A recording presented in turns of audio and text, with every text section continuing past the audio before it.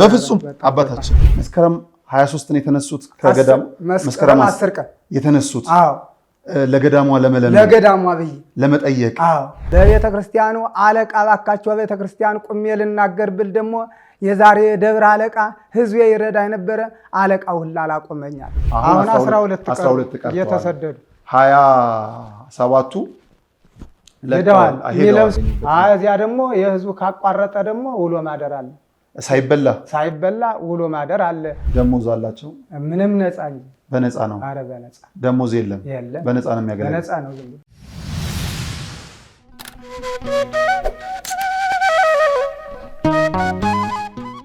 በስመ አብ ወወልድ ወመንፈስ ቅዱስ አሐዱ አምላክ።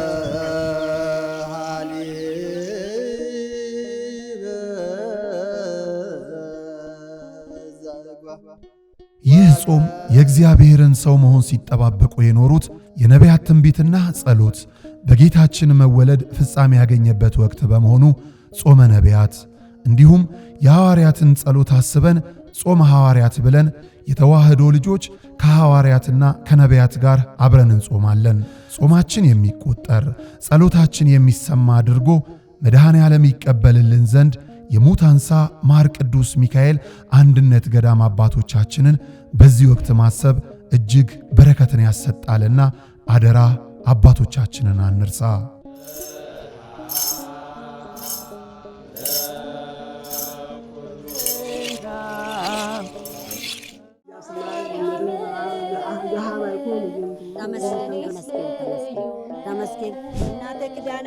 ለድካማችሁ ረፍትን የምትናፍቁ ለህመማችሁ መድኃኒት ፍለጋ የምትባዝኑ ተፈውሳችሁ ለመመለስ ወደ አንጎለላ ጽራሪያም ሰሚነሽ ኪዳነ ምሕረት ኑ። በፈዋሽ ጸበሏ ተጠምቀን በእምነት በረከቷ ተሞልተን ደግሞ እንደ መላእክቱ በዝማሬ በምስጋና ደጇን ተሳልመን እንመለሳለን። ስለ ጉዞ በፍጹም እንዳታስቡ። ዘወትር ቅዳሜና እሁድ ከሌሊቱ 11 ሰዓት ጀምሮ መገናኛ ደራርቱ ሕንጻ ፊት ለፊት ወስዶ የሚመልስ በርካታ ባሶችን አቁመን እንጠብቆታለን። ለበለጠ መረጃ ከታች ባሉት የገዳሙ የጉዞ ስልክ ቁጥሮች ይደውሉ። መባ ስጦታችሁን ለመላክ ደግሞ የገዳሙን የባንክ አካውንቶች ይጠቀሙ።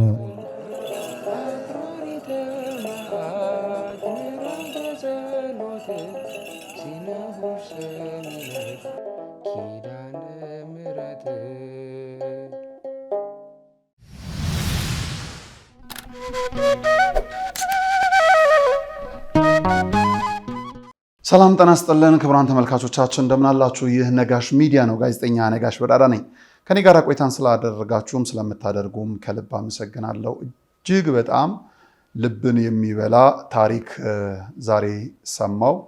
አባታችን እዚህ ስቱዲዮ ድረስ የመጡት ዛሬ ነው። ስቱዲያችን የመጡት ስማቸውን አናቅም፣ ከዚህ በፊት ተያይተን አናውቅም። ስቱዲያችን ድረስ ግን መጥተው የገዳሙን ስደት፣ የገዳሙን ረሃብ፣ የገዳሙን ችግር ብዙ ነገሮችን ሲነግሩኝ ግድ የለም እንግዲህ ልጆቻችሁ ታሪካቸውን ይስሙ ከቦታው በረከትም ይካፈሉ ብለን አጭር ኢንተርቪው ለማድረግ ቆይታን ወደድን ማለት ነውና በሐሳባችን ሁሉ እግዚአብሔር ይሙላበት። እናንተ ልጆቻችንም የቤተክርስቲያን ልጆች ደግሞ እንግዲህ እንድትሳተፉበትም የእርሱ የአምላካችን ፈቃድ ይሁን። አባታችን እንኳን ደህና መጡ። እንኳን ደህና ቆያችሁ። በስመ አብ ወወልድ ወመንፈስ ቅዱስ አሐዱ አምላክ አሜን። ስሜ ቆሞስ አባ ወልደ ተንሳኤ ሞላ እባላለሁ። የመጣሁትም ከሰሜን ጎንደር ዙሪያ ወረዳ በየዳ ራስ ደጀን ግርጌ ነው የምገኘው። እሷ ስር ነው የምገኘው።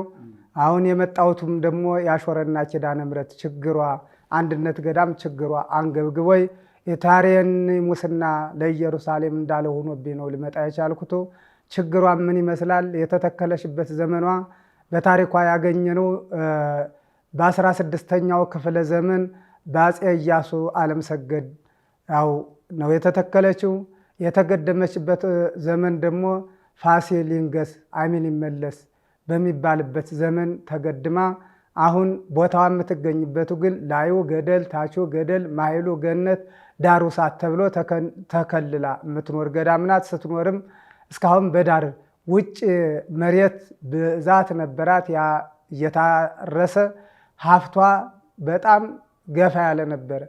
አይነ ስውር አንካሳም ሆነ የቸገራቸውን ገዳሚቱ እየጠወረች የምትኖር ነበረች። አሁን በኢህአዴግ መንግስት ግን ገዳም ፊውዳል ነው በማለት መሬቷ በሙሉ ተነስቶ ባዶ ጥራናዋና ድሯ ቀርቷል። ከዚያ ሲኖሩ ግን መነኮሳቱ እየተጠወሩት የሚኖሩት በዳር ያለ ህዝብ ለበረከት እያዋጣ እየሰጣቸው እየተመገቡ ይገኛሉ። አሁን ግን ችግሩ የበረታበት ግን የቀድሞ ዕቃ ቤቷ የሳር ቤት ነበር። የመነኮሳቱ መጸለያም በዓታቸው የሳር ቤት ነው። ያ የሳር ቤቱም የዕቃ ቤቱም የመነኮሳቱም ሲያረጅ ግን ክረምት የጠቀራ ውሃ እየጠጡ ሲሰቃዩ ይከርማሉ። አሁን እዚያ በተረፈ ደግሞ ሲሄዱት አቆልቁለት ሲወጡት አቀበት ነው።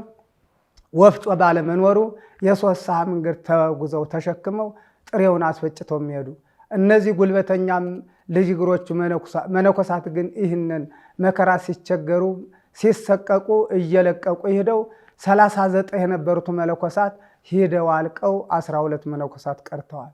እነዚያም ደግሞ አብረን ታቦቲቱ እንፈልሳለን የፈቀደውን በሚል በሕይወታቸው መነው አሁን በዚያ በገዳሙ ይህ ሁላ ችግር አንደኛ የሚለብሱት የሚበሉት የለም። እንደገና ደግሞ የሚያስወጩበት እንትን የለም። እንደገና ደግሞ ስንቱ መጻሕፍት ብራና ስንቱ ቅርስ ደግሞ በዝናብ ከስሮ ጉዳት ተዳርጎ ይገኛል።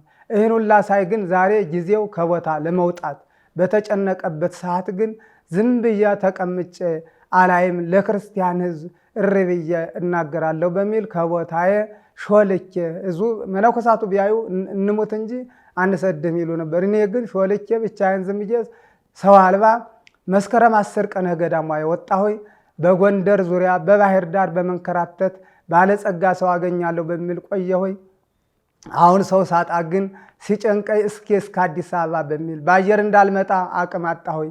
እየተንቀዋለልኩኝ ግን በማጓዝ አሁን አዲስ አበባ ህዳር 23 ቀን ገብቻለሁ። እንደው አባታችን እንደው በደንብ እንድንረዳ መስከረም 23 ነው የተነሱት ከገዳም መስከረም 10 ቀን የተነሱት ለገዳሟ ለገዳሟ ብዬ ለመጠየቅ ሰው ለመጠየቅ ስጋውን የጠላ ነፍሱን የወደደ ሰው ባገኝ በማለት ከዚያ እየተንከራተትኩ ነው የምቆየው። አሁን ግን እዚህ አዲስ አበባ መጥቼ እንዲህ ማውቀው ሰው የለኝ ማደሪያ የለኝ ምን የለኝ።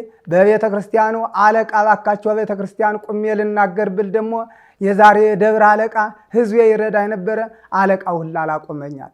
ከዚህ ግን እየተንከራተቱ ሲጨንቀይ ግን ፈጣሪ የድንግል ማርያም ደግነቷ ሆኖ ነው መሰለኝ ዛሬ ህዳር 29 ቀን ይኸው እንግዲህ ተነዚህ ሰዎች ጋራ ድንግል ማርያም አገናኝታለች። አሁን ዛሬ ግን ላገኝም ላላገኝም እኒህን ሰዎች ሳገኝ ግን ድንግል ማርያም በደስታ ተከትላይ በህይወቴም ችግር ሳያጋጥም አዲስ አበባ ስደርስ አንድም ነገር እመቤታችን ይኸው መልአኩ ሚካኤል በፊት ገብርኤል በኋላ እየተከተሉ የዚህ ደርሻ አሁንም እነዚህ ሰዎች ጋራ ተገናኝቼ በደስታ ሞቻለሁ። እንደው ከገዳም ሲነሱ ጎንደር ነበረ ለመፈለግ የሄዱት? ጎንደርም ፈልጊያለሁ። አድባራቱን ሊቃውንቱንም ባካችሁ ልቁምና ለህዝብ ልናገር አልኩኝ። የሚቀበለ ያጣሁኝ። ባህር ዳርም ባካችሁ ልቁም አልኩኝ። ማን ያቁመኝ? ለስራ ስፖርትም ያበቃይ ወረታ ከሚባለው ቦታ የተባረከ ጊዮርጊስ ደብር ነው። የተባረከ የደብር አለቃ ፈቅዶልኝ ለህዝቡ ተናግሬ 6000 ብር አገኘው። አሁን ያነ ግን ይሄው እስካሁን ስንቅም ስራ ስፖርትም እየሆነ ከወረታ ቦታ ከሙሉ ከዞርኩቱ አንድ የወረታ ቦታ ነው አለቃ ፈቅዶልኝ ለዚህ ለመጓጓዣ የበቃው እንጂ ሌላው ግን የአድባራቷ አለቃውን ላምብይ በማለት በዚህ ያውን እየተንከራተት ቆይቻለሁ።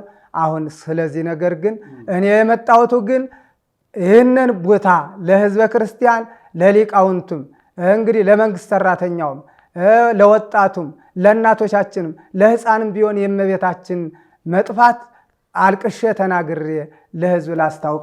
ገዳሟ ምንድነው የምትባለው አባታችን? አሾረና ኪዳነ ምሕረት አንድነት ገዳም። አሾረና ኪዳነ ምሕረት አንድነት ገዳም ነው የምትባለው። ክቡራን ተመልካቾቻችን እንግዲህ አባታችን እንደነገሩን ከሆነ ቀደም ብለው መስከረም 10 ቀን ከገዳሟ ተነስተው ህዳር 23 ቀን ነው አዲስ አበባ የገቡት ማለት ነው። ዛሬ ህዳር 29 ቀን ነው ይህንን ፕሮግራም እየቀረጸን ያለ ነው። ህዳር 28 ቀን ነው ለኛ የደወሉልን። ነገ እስቲ ኑ አልናቸው። እንደው ለገዳሟ ለቤተክርስቲያኑም ቢሆን ትንሽ ነገር ሲሉን አይ ወረፋ አለ ከ3 እስከ 5 ዓመት የሚፈጅብን ወረፋ አለን ነው አይደል ያልነው። እንደው ንዋየ ቅድሳት እንኳን ቢያስፈልግ ብለው ሲነግሩን አይ ይሄ ከፋ ጉዳይ ነው ብለን ነው ዛሬ ለኢንተርቪ ያስገባናቸው። በጣም ልቤን የገዛው ነገር ክቡራን ተመልካቾቻችን ከዛው ከጎንደር ሀገረ ስብከት ተነስተው ጎንደር ከተማ ላይ ሲሄዱ ከነፍሱ የተጠጋ ከስጋው የተጣላ ባለሀብት ባገኝ ብለው ነበር ያሉትና ጎንደር ከተማ ላይ ያንን ማግኘት አልቻሉም። ምክንያቱም አሁን ባለው ሰላም ምክንያት ትንሽ ኑሮን አሸንፈው ቤተክርስቲያንን ሊደግፉ የሚችሉ ባለጸጋዎች ሸሽተው ከከተማው ወጥተዋል ተብያል ነው አይደል ያሉት? ሸሽተው ወጥተዋል። እንግዲያ ከሆነ ደግሞ ባህር ዳር ሊሄዳሉ። ባህር ዳርም አቅም ያለውን ባለሀብት ኦርቶዶክሳዊ ባለሀብት ማግኘት አልቻሉም። በሰላሙ ጉዳይ በሁሉ ጉዳይ ወደ አዲስ አበባ ገብተዋል ተብለው ስለታሰቡና አዲስ አበባ ነው ያሉት ሲባል ወደ አዲስ አበባ ለመምጣት የአውሮፕላን ትኬት ያስፈልጋቸዋል። አውሮፕላን ትኬት ደግሞ ኬት ይምጣ በጣም ጨነቀኝ አሉ። ወረታ ላይ መኪና አገኙ፣ ገንዘብ አገኙ። በዚህ በቤት አቋርጦ ነው የመጡት በደብረ ማርቆስ አድርገው እንግዲህ የቻሉትን በመኪና ያልቻሉትን በእግር አቆራርጠው ነው እዚህ የደረሱት። አባታችን ገዳሟ እንዳትሰደድ 39 መነኮሳት ነበሩ። በመጀመሪያ 39 ነበሩ። አሁን 12 ቀርተዋል።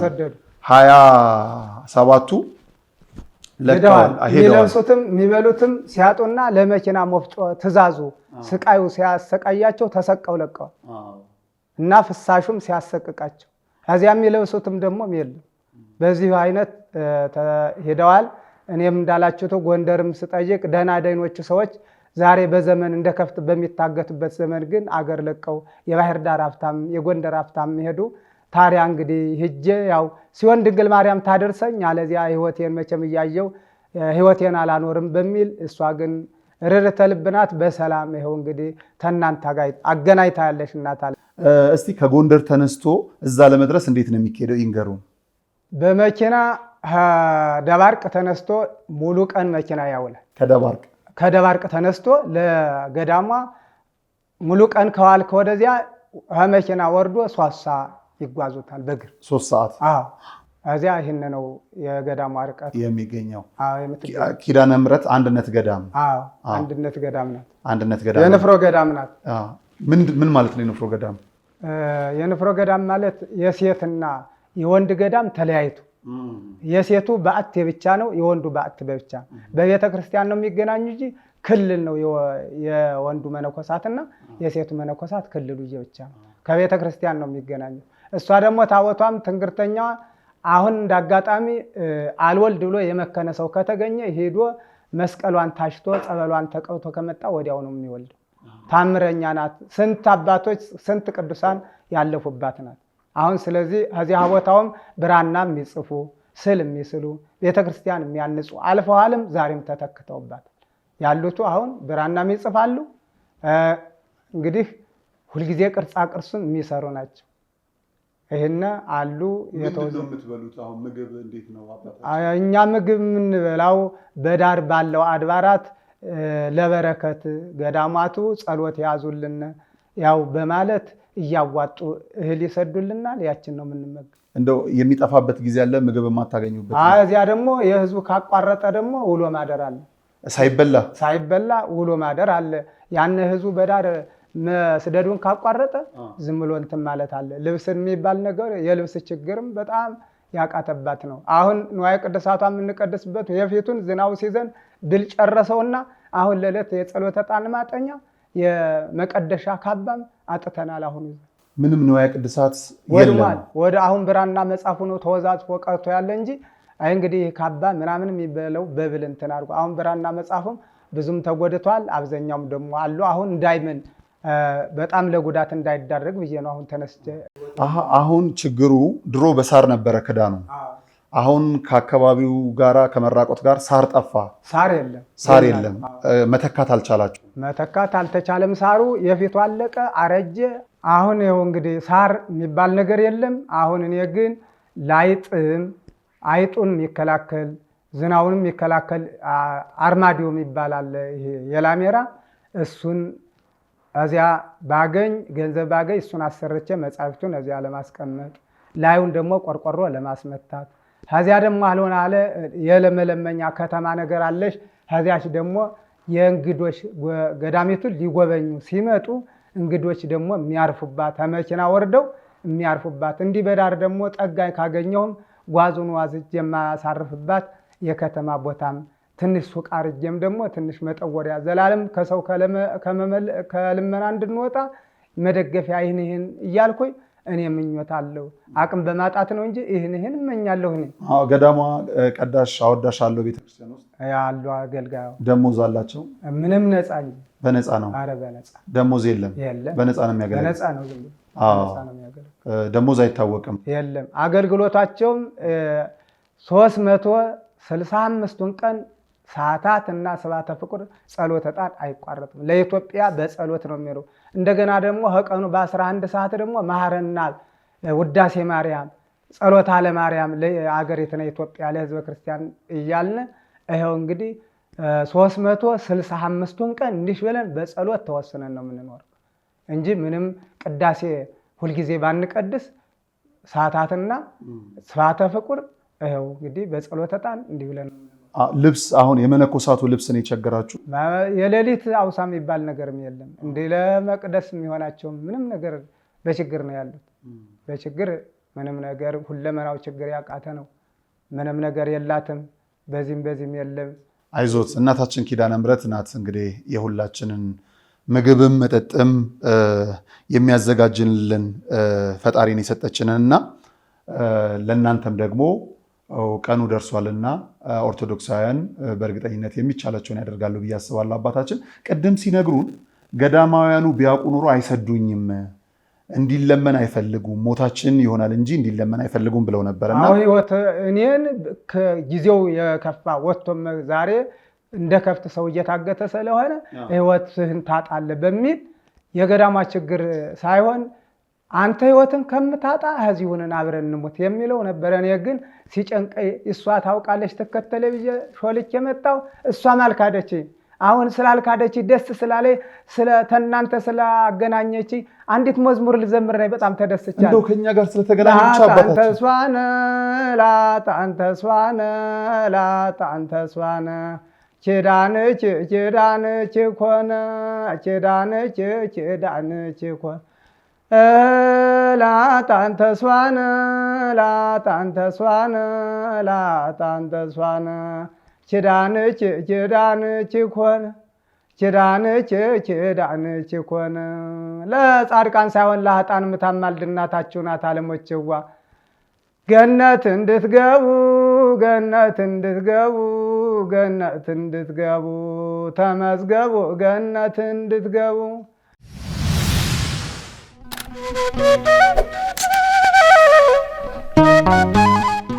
እንኳን አደረሳችሁ። የጃንደረባው ጉዞ ወደ ቅድስት ሀገር ኢየሩሳሌም የዮድ አቢሲኒያ አስጎብኚና የጉዞ ወኪል ከነጋሽ ሚዲያ ጋር በመተባበር ልደትን በኢየሩሳሌም ምዝገባ ጀምረናል። ያሉን ቦታዎች ጥቂት በመሆናቸው ፈጥነው ይመዝገቡ። እንግዲህ አሁን ያለንበት ቦታ ቤተልሔም ቅድስት ቤተልሔም ነው። እመቤታችን ቅድስተ ቅዱሳን ድንግል ወላዲተ አምላክ በእንግዶች ማረፊያ ስፍራ አልተገኘላትም። ለዓለም ቤት የሰጠ መድኃኔዓለም ቤት አጣ።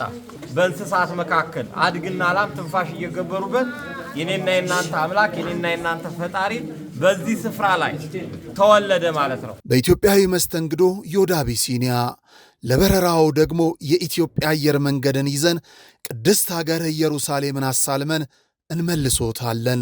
ያሉን ቦታዎች ጥቂት በመሆናቸው ፈጥነው ይመዝገቡ። የዘንድሮውን ልደት በኢየሩሳሌም እንዳያመልጦ። ልጆች ለወላጆቻችሁ የምትሰጡት ታላቅ ስጦታ ልብ ይበሉ። እኛ አስጎብኚ አይደለንም። ይልቁንም በቅድስቲቱ ሀገር ያሉትን ቅዱሳን ስፍራዎችን አሳልመን የምንመልሶ ቤተኛው ነን። ዮድ አቢሲኒያ የጃንደረባው ጉዞ ወደ ቅድስት ሀገር ኢየሩሳሌም።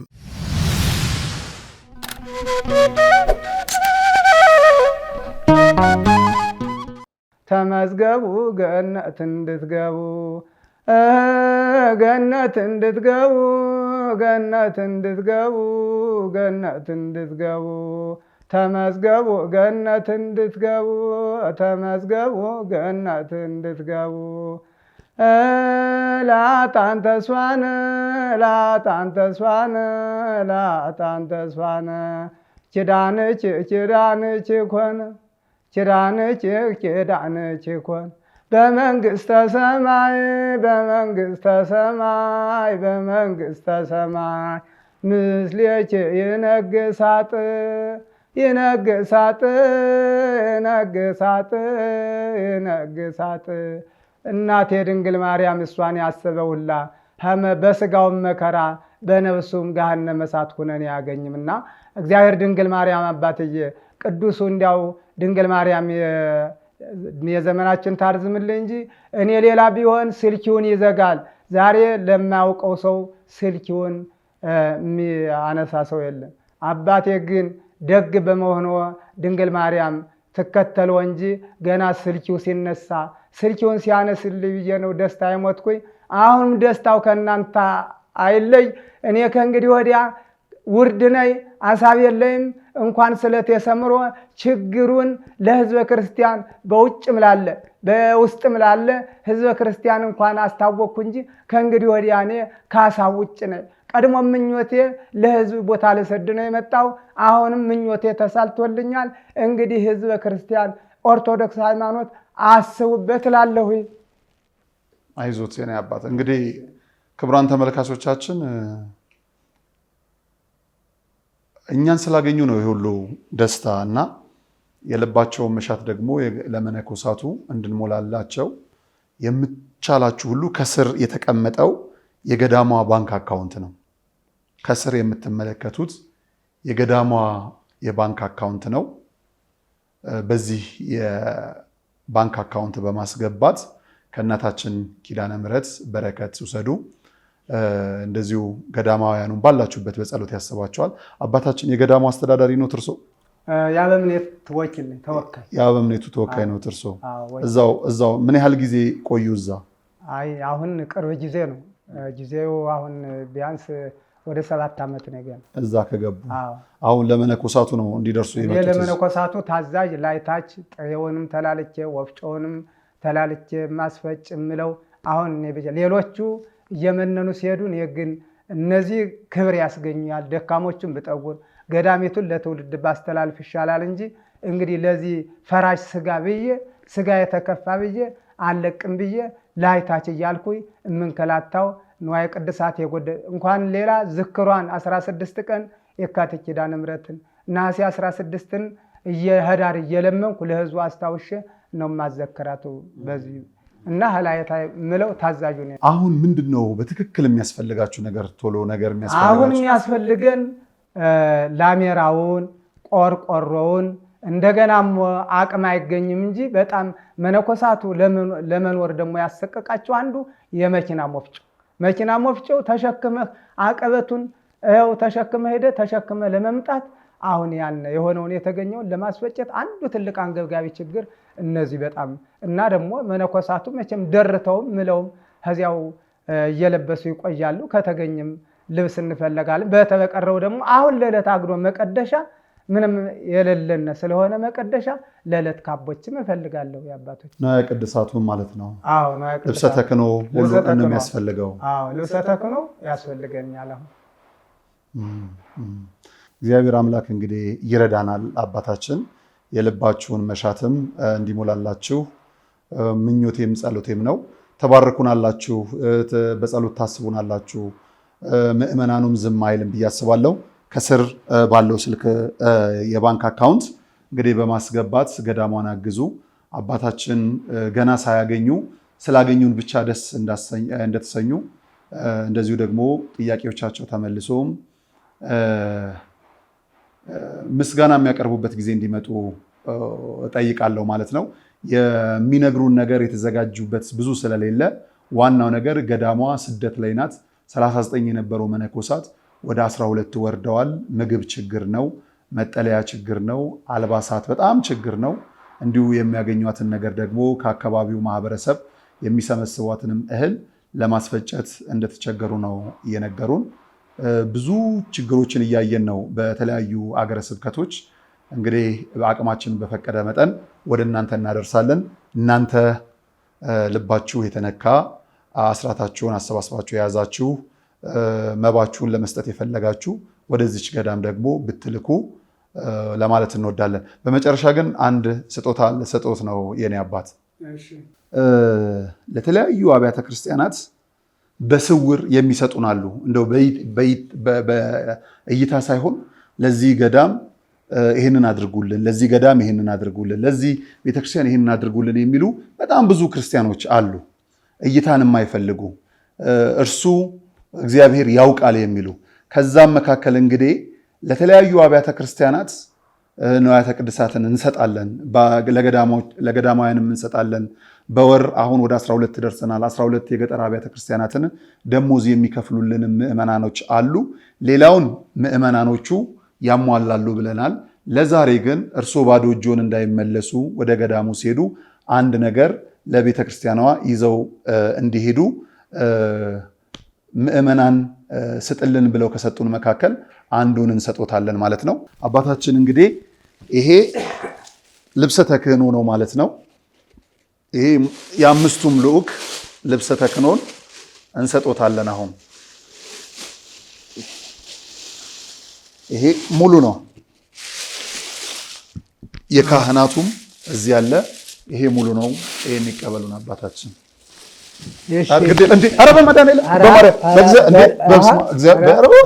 በፍጹም አባታችን በፍጹም ይባርኩ። ማረነ ይሳለን ዜና ገብርኤል ፍቅርተ ማርያም የእድሜ ዘመናቸውን ድንግል ማርያም ታርዝምልን። ማረነ ይሳለን ለኢትዮጵያ ሳይሎ ምሕረት ያወርድልን። በክብር ፈጥሮ በከንቱ አያጥፋን። በኃጢአታችን ብዛት በሰውነታችን ክፋት አይቀየመን። ኃጢአት ተለይቶ ንስሐ ገብቶ ለሞት ያብቃን። የወጡትን በሕይወት በሰላም ይመልስልን። የታመሙትን ይፈውስልን። የታሰሩትን ያስፈታልን። ሃይማኖታዊ ጳጳስ ፈታይ መንግስት አይንሳን። ከመለያየት ነገር ያድንን። ስጦታችሁን የኃጢአት ዓለም መደምሰሻ የመንግስተ ሰማያት መውረሻ የዲያብሎስ መደምሰሻ ያድርግልን። ወልዶ ከማዘን ነገር ያድናችሁ። በስልጣንና የስልጣን በስልጣናችሁ ያስመሽልን። ድንግል ማርያም በምድርም በሰማይም ዋስ ጠበቃ ትሁንልን። ጌታችን አምላካችን መድኃኒታችን ኢየሱስ ክርስቶስ የካህናት አለቃ ኃጢአትን የሚያስተስር ይቅር ባይ ለአባቶቻችን ለሐዋርያት ስልጣን የሰጣቸው ከልጅነት እስከ እውቀት የሰራችሁትን ኃጢአታችሁን ይቅር ይበላችሁ። አባቶች፣ የካህናት ወንድሞች፣ ዲያቆናት እንደዚሁም ከዚህ ህዝበ ክርስቲያን ያላችሁ ሁሉ ከኃጢአት የተፈታችሁ ንጹሐን ሁኑ። እኔንም እናንተንም ለመንግስተ ሰማያት የበቃን ያድርግን። እግዚኦ መሐረነ ክርስቶስ ነው። ባለፈው ይቅር ይበላችሁ፣ በሚመጣው ይጠብቃችሁ። በእንተ እግዝእትነ ማርያም እንበል። በዋለ ባደረ በነይ በገቢር እውቀት ያለ እውቀት የተሰራ ኃጢአት ማይሰራ ኃጢአት እግዚአብሔር ይፍታ። አሜን አሜን። እንግዲህ እኔ አሁን እየተደስቻለሁ በጣም ቆይ ቆሜ ነው የምናገረው። እንግዲህ ሁላችሁ በቀኑ ጨለማ ውጦይ ጨልሞ የነበረው አሁን እንግዲህ አሁን ብርሃን እየወጣልኝ ነው። አሁን ደስታሞች አለው። ከእንግዲህ ወዲያ ፍር ብዬ የማልደርሰው ሆኖ ነው እንጂ በጣም እንግዲህ ሌላው ነገርም እንደሚሟላ እነዚህ ሰዎች ካሉ በዳር ያላቸው ወገኖቻችን ህዝበ ክርስቲያንም ለዚህ ለሃይማኖት ለድንግል ማርያም ተቆርቋሪ ስለመሆናቸው እኔ እምነት አለኝ። ሌላውንም ደግሞ እንደዚህ ጅማሬውን ደስታ እንዳየው ደግሞ መጨረሻውን እንዲያው ጭራሹን ለደስታ ያብቃልኝ። ደስታ ያብቃ። አመሰግናለሁ። ኑሩልኝ። አንቺን በትህትና ጠላት ዲያብሎስ ቀና። ድንግል ስትወለጅ የመዳን ምክንያት ተሸበረ ጠላት በመቅደሱ ሲያይሽ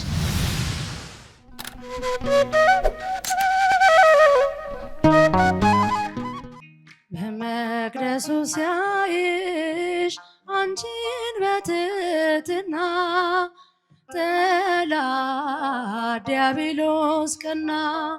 ድንግል ስትወለጅ የመዳን ምክንያት ተሸበረ ጠላት በመቅደሱ ሲያይሽ አንቺን በትህትና ጠላት ዲያብሎስ ቀና። ድንግል ስትወለጅ የመዳን ምክንያት ተሸበረ ጠላት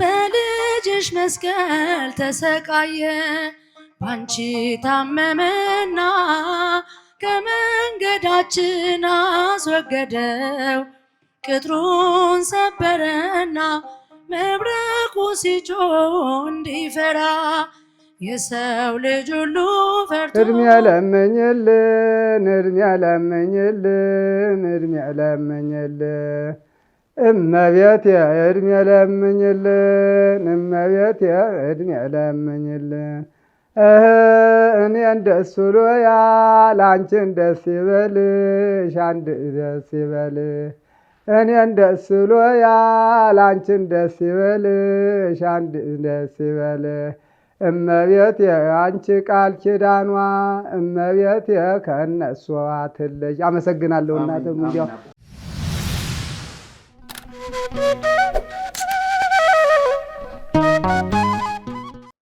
አባታችን እንግዲህ ይሄ ለሁሉ ገዳማውያን አብያተ ክርስቲያናት በየቦታው እየሄድን በሳምንት 2-3 የምንሰጥ ነው።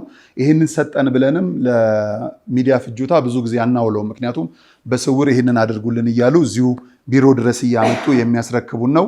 እነዚህን ደጋግ የቤተ ክርስቲያን ልጆች በጸሎት ብቻ እንዲያስቡልን ስመ ክርስትና እንሰጣቸዋለን። ሰላም እግዚአብሔር ከሁላችን ጋር ይሁን። ክቡራን ተመልካቾቻችን አብራችሁን ስለቆያችሁን ከልብ እናመሰግናለን። እንግዲህ ይህቺን ገዳም ደግሞ ደግፈን ለምስጋና ተመልሰው የሚመጡበት ጊዜ ሩቅ አይደለም ብዬ አስባለሁና ክቡራን ተመልካቾቻችን አባታችን ልብሰ ተክህኖን በመስጠታችን ብቻ እንዲደሰቱ አድርገናል። አሁን ደግሞ ባንክ አካውንታቸው ላይ የተወሰነ ገቢ አድርገን ወጪያቸውን የምንሸፍንበት አንዳንድ ጉዳዮቻቸውን የሚጋሩበት ከስደት የሚቀሩበትን ጊዜ ካደረግን በቂ ነው። እንግዲህ ለምስጋና ደግሞ ዳግም እንመጣለን። መልካም ጊዜ።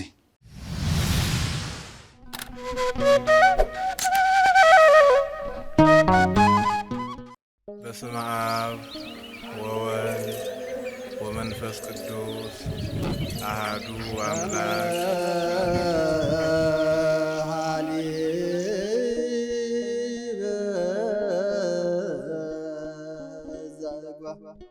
ይህ ጾም የእግዚአብሔርን ሰው መሆን ሲጠባበቁ የኖሩት የነቢያት ትንቢትና ጸሎት በጌታችን መወለድ ፍጻሜ ያገኘበት ወቅት በመሆኑ ጾመ ነቢያት እንዲሁም የሐዋርያትን ጸሎት አስበን ጾመ ሐዋርያት ብለን የተዋህዶ ልጆች ከሐዋርያትና ከነቢያት ጋር አብረን እንጾማለን።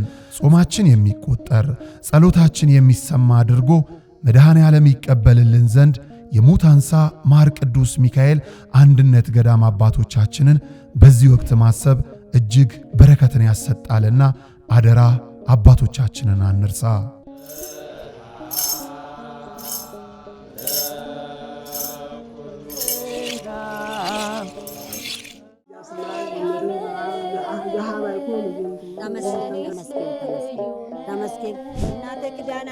ለድካማችሁ ረፍትን የምትናፍቁ ለሕመማችሁ መድኃኒት ፍለጋ የምትባዝኑ ተፈውሳችሁ ለመመለስ ወደ አንጎለላ ጽራርያም ሰሚነሽ ኪዳነ ምሕረት ኑ። በፈዋሽ ጸበሏ ተጠምቀን በእምነት በረከቷ ተሞልተን ደግሞ እንደ መላእክቱ በዝማሬ በምስጋና ደጇን ተሳልመን እንመለሳለን። ስለ ጉዞ በፍጹም እንዳታስቡ። ዘወትር ቅዳሜና እሁድ ከሌሊቱ 11 ሰዓት ጀምሮ መገናኛ ደራርቱ ሕንፃ ፊት ለፊት ወስዶ የሚመልስ በርካታ ባሶችን አቁመን እንጠብቆታለን። ለበለጠ መረጃ ከታች ባሉት የገዳሙ የጉዞ ስልክ ቁጥሮች ይደውሉ። መባ ስጦታችሁን ለመላክ ደግሞ የገዳሙን የባንክ አካውንቶች ይጠቀሙ።